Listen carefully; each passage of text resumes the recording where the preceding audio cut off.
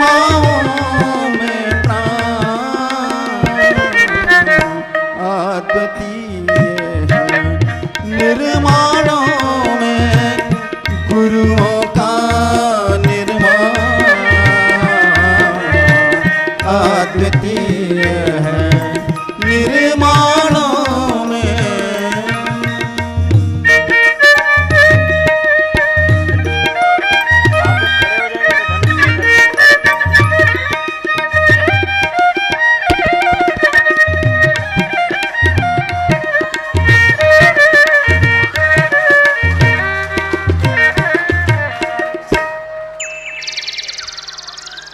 उत्तमे शिखरे देवी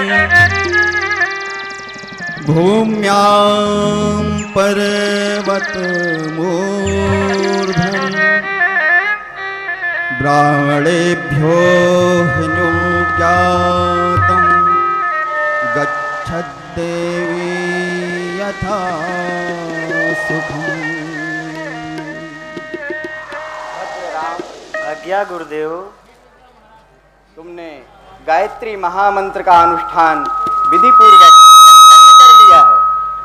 अब सावधान होकर ध्यान मुद्रा में बैठ जाओ। हम तुम्हें मंत्र संचालित अमोघ ब्रह्मास्त्र प्रदान करते हैं। यह वही अस्त्र पुत्र, समय आने पर यह बिना धनुष के भी चलाया जा सकता है। इसका प्रयोग अन्य सभी उपाय विफल हो जाने पर ही करना चाहिए। आपकी आज्ञा सिरोधार्य है गुरुदेव। ओम भूर्भुवः स्वः। ओम भूर्भुवः स्वः। तत्सवितुर्वरेण्यं। तत्सवितुर्वरेण्यं। भर्गो देवस्य धीमहि। भर्गो देवस्य धीमहि। धियो यो नः प्रचोदयात्। धियो यो नः प्रचोदयात्।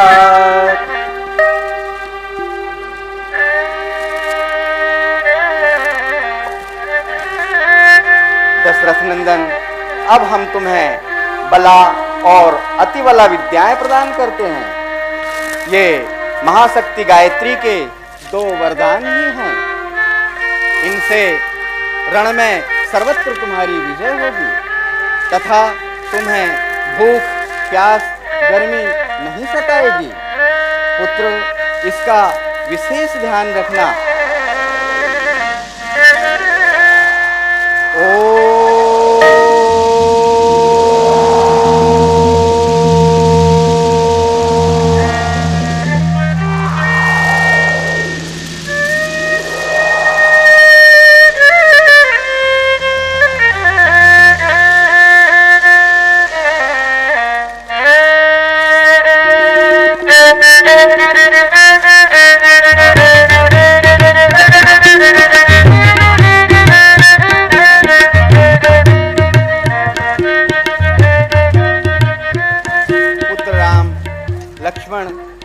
हमने अपनी सारी विद्याएं तुम्हें सौंप दी हैं। इसके लायक तुम पहले ही से थे। पुत्र, इस बात का एक ध्यान रखना। वह क्या गुरुदेव? पुत्र, अयोध्या की राजगद्दी पर बैठकर वह कार्य पूर्ण नहीं हो सकते हैं जो तुम्हें सौंपे गए हैं। राक्षसों द्वारा सताए समूचे आर्यावर्त में आश्रम वासियों के पास तुम्हें जाना होगा और डर कर बैठे हुए आश्रम वासियों में तुम्हें श्रद्धा और विश्वास के प्रति विश्वास जगाना होगा। आदर्शों के प्रति समर्पित कार्यकर्ताओं की एक सेना बनानी होगी। पुत्र, वन वन भटकने के लिए तुम अयोध्या की राजगद्दी छोड़ सकोगे ना? गुरुदेव, आपकी दी हुई शिक्षा ही मेरे लिए जीवन सूत्र है। आपके कार्य के लिए अयोध्या क्या, मैं अपने प्राण तक न्यौछावर कर सकता हूँ गुरुदेव, अपने प्राण तक न्यौछावर कर सकता हूँ। दशरथ नंदन, तुम्हारा कल्याण हो। विश्वामित्र महामुनि ने निज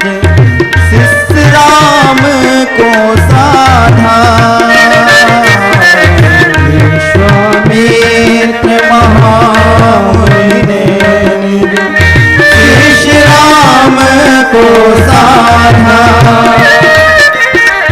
लख सुपात्र ब्रह्मास्त्र दिया जो पार करे हर बाधा लख सुपात्र ब्रह्मास्त्र दिया जो पार करे हर बाधा बला अति बला दे कर उनको वीर अजय बनाया गायत्री विद्या से दुर्लभ गौरव उन्हें दिलाया गुरु के अनुदानों की महिमा गुरु के अनुदानों की महिमा अनुपम और महान अद्वितीय है निर्माणों में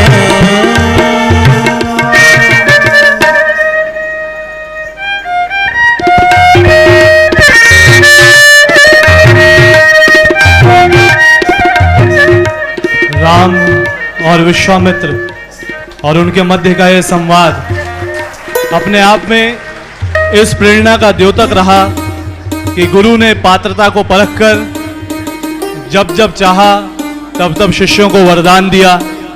वह साथ ही साथ उन्होंने शिष्यों से अपेक्षा की कि उस अनुदान और वरदान का इस्तेमाल सिर्फ अपने स्व या अपने मैं की पूर्ति के लिए नहीं बल्कि इस मैं को विशाल करके जन जन की कल्याण में इस्तेमाल किया जाए।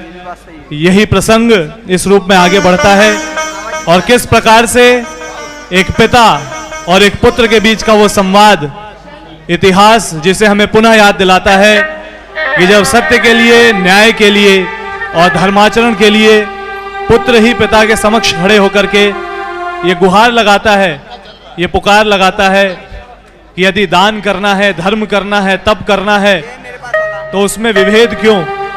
ये गायत्री परिवार भी बड़ा सौभाग्यशाली रहा कि आज भले ही हमारे समक्ष हमारे कुछ युग सैनिक उम्र से वृद्ध जरूर दिखाई पड़ते हों, लेकिन उनकी युवावस्था आज भी पूरे विश्व भर में गायत्री परिवार को दिग दिगंत तक पहुंचा रही है।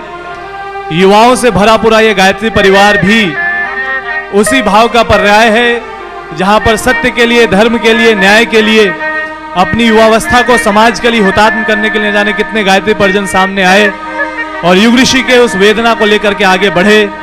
तो आइए गुरु की महिमा के इस क्रम में यह अगला दृश्य आप सबके सामने प्रस्तुत है। संवाद है एक पिता और पुत्र के मध्य, इतिहास की एक कालजाई गाथा है। भावपूर्ण तरीके से आइए इससे जुड़ते हैं और शिक्षण पाते हैं।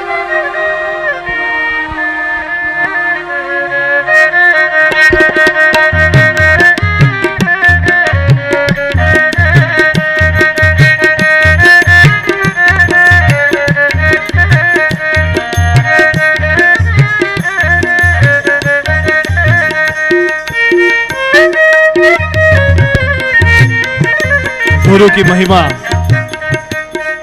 सतत प्रवाहमान होकर के हम सबको प्रेरणा देती है। हम गुरु जैसा बने, उनके अंश हम भी बने।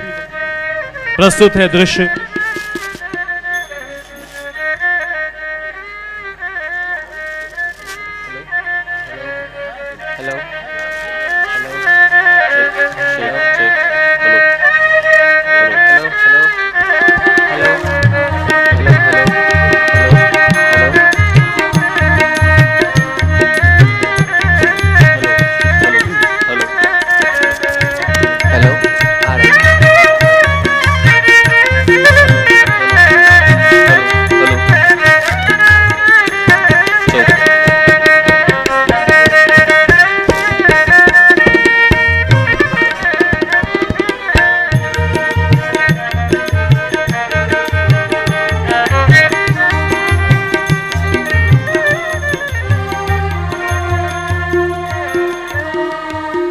पिताजी, आज आपने यज्ञ के बाद जिन बूढ़ी निष्क्रिय गायों का दान किया वह मुझे उचित नहीं लगा।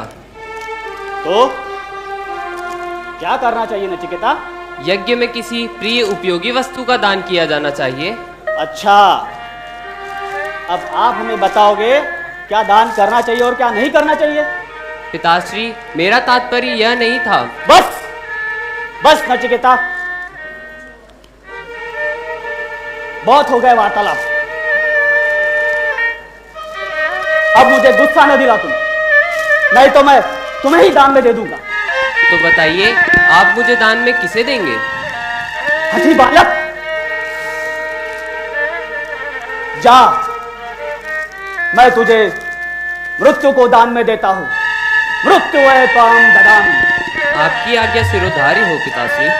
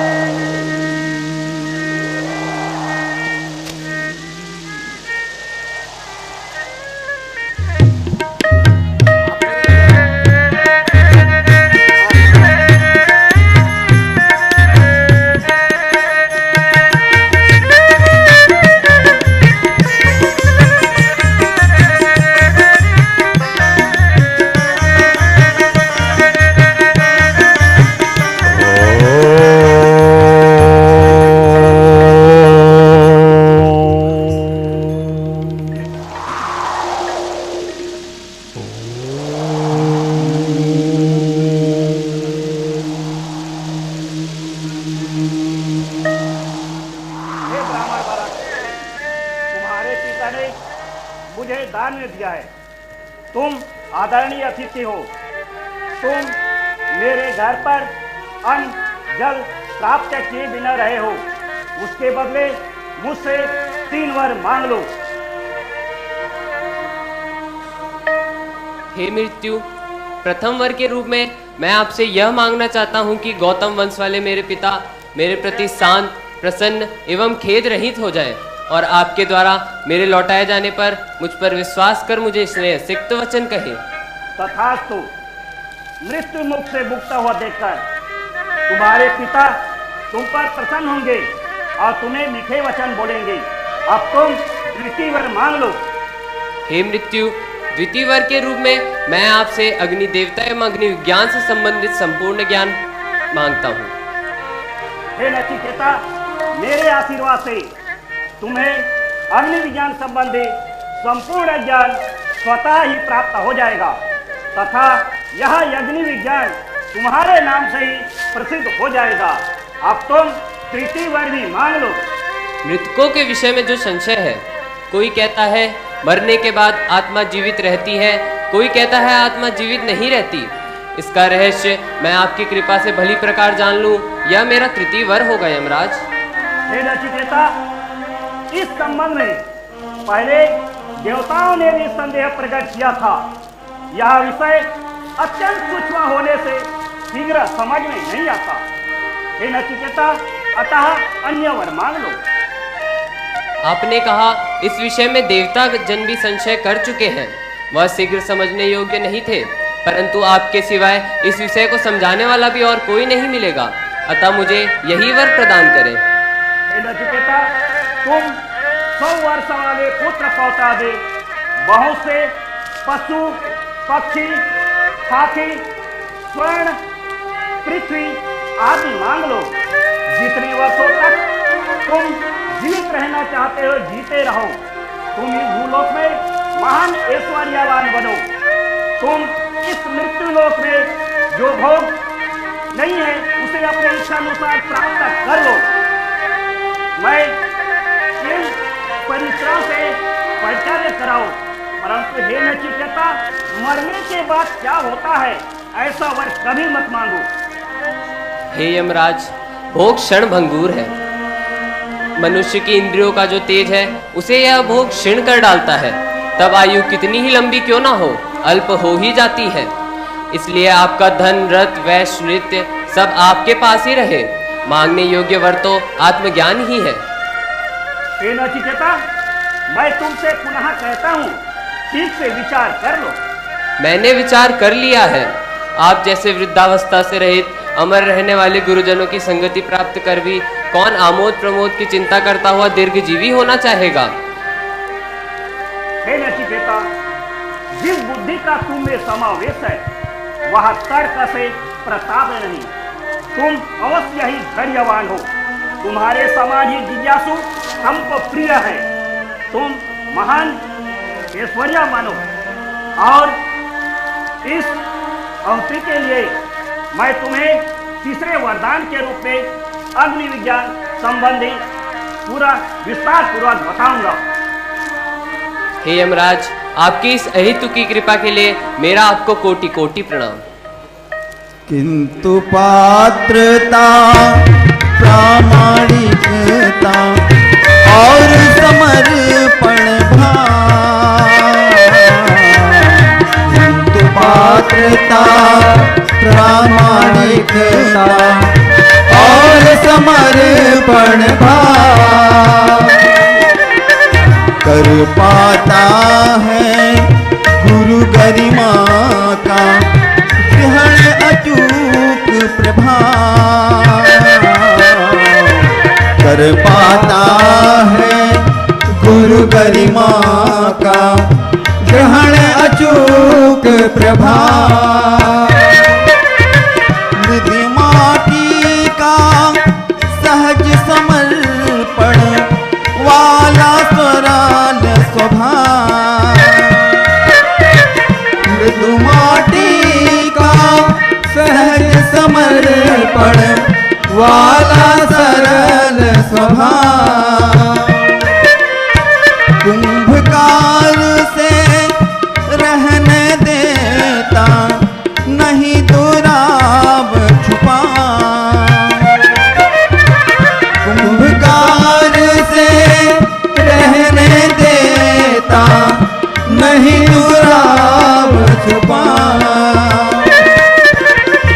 तभी शिल्प को मिल पाते हैं, तभी शिल्प को मिल पाते हैं शिल्पी के वरदान। आदतीय है निर्माणों में गुरुओं का निर्माण, आदतीय है निर्माणों में।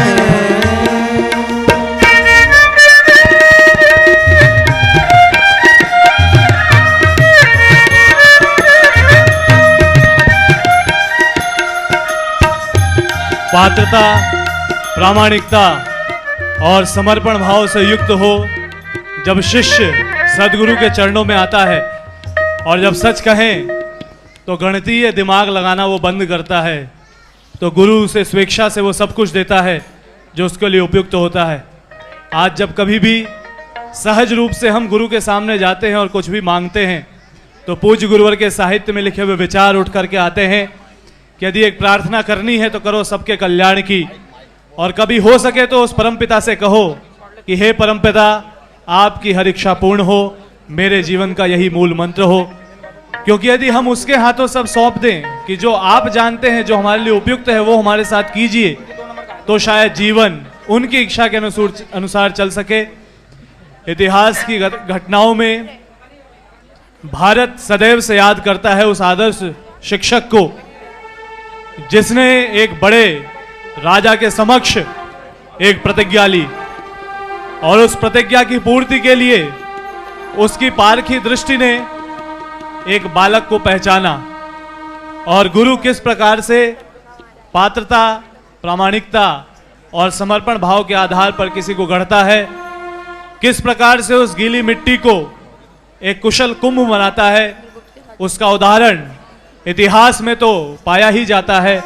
लेकिन आज पुनः से इस मंच के माध्यम से जब वो हम सबके सम्मुख आए तो एक बार पुनः से हम वो प्रेरणा लें कि गुरु ने जब शिष्य को गढ़ा तो भाव कुछ यही थे शिष्य के कि अनुदान और वरदान प्रभु जो मांगे उनको दे देना, गुरुदेव हमें निज अंतस की पीड़ा में हिस्सा दे देना।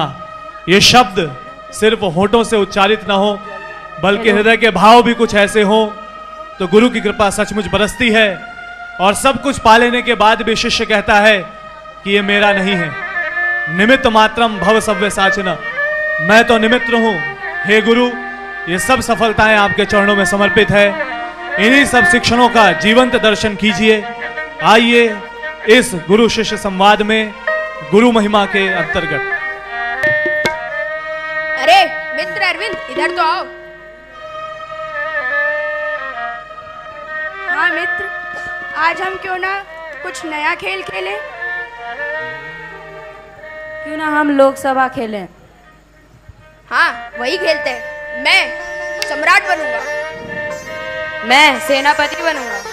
मैं महामध्य बनूंगा। मैं व्ययकर्ता बनूंगा। मैं उप सेनापति बनूंगा। मैं उप सेनापति बनूंगा। महामध्य। जी सम्राट, राज्य में सभी ठीक तो है? सम्राट, मैंने राज्य में अन्न और वस्त्र की पूरी व्यवस्था कर दी है। सभी लोगों को वो दे दिया गया है। ठीक है सेनापति। जी सम्राट। सेना हमेशा तत्पर तो रहती है ना? जी सम्राट, हमारी सेना चारों सीमाओं के ओर तत्पर है।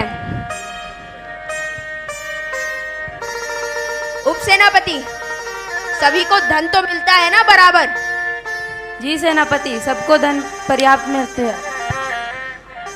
और उप सेनापति द्वितीय, सभी लोगों को हथियार तो मिले हैं? जी सम्राट, हमारे सेना के सभी सैनिकों को सही हथियार मिले हैं। वह करता, सभी को धन मिल रहा है? जी महाराज, सभी को उपयुक्त मात्रा में धन मिल रहा है महाराज। अरे अरे देखो, झोली वाले बाबा आ गए, भागो भागो। ये बालक, इधर तो आओ। कहिए विप्रवर, क्या बात है? तुम्हारा नाम क्या है वत्स? मेरा नाम चंद्रगुप्त है। और तुम्हारा घर कहाँ है? मेरा घर यही पास में है। तुम्हारे घर में कौन कौन है? मैं और मेरी माँ। अच्छा, अब मेरे जाने का समय हो गया है, मुझे आज्ञा दे विप्रवर। अरे वाह, कितना तेजस्वी बालक है। लगता है अब मेरी खोज पूर्ण हुई।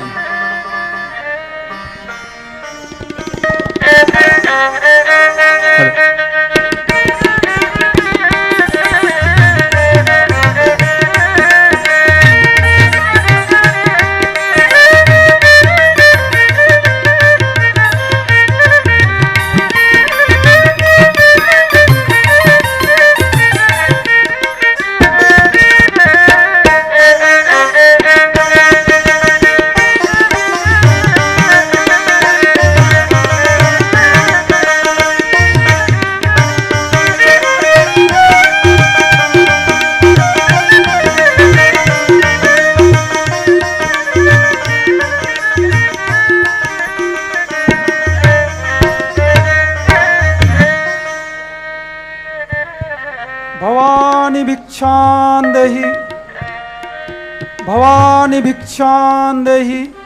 कौन है?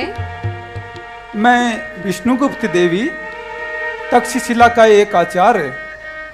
देवी, मैंने आज आपके बालक को खेलते हुए देखा। वह बड़ा ही विलक्षण बालक है। उसकी तेजस्विता में चक्रवर्ती सम्राट बनने के प्रमाण देखे हैं मैंने। वह तो ठीक है विप्रवर, परंतु आपका आगमन यहाँ किस हेतु हुआ है? देवी, मैं उस बालक की वजह से ही यहाँ खींचा चलाया हूँ। आज माँ भारती को भारत की अक्षुण्णता बनाए रखने के लिए ऐसे ही एक चक्रवर्ती सम्राट की आवश्यकता है। क्या आप अपनी मातृभूमि की रक्षा के लिए उसे मुझे सौंप सकेंगी? इससे बड़ा सौभाग्य मेरा क्या हो सकता है। सद्गुरु के श्री चरणों में जाकर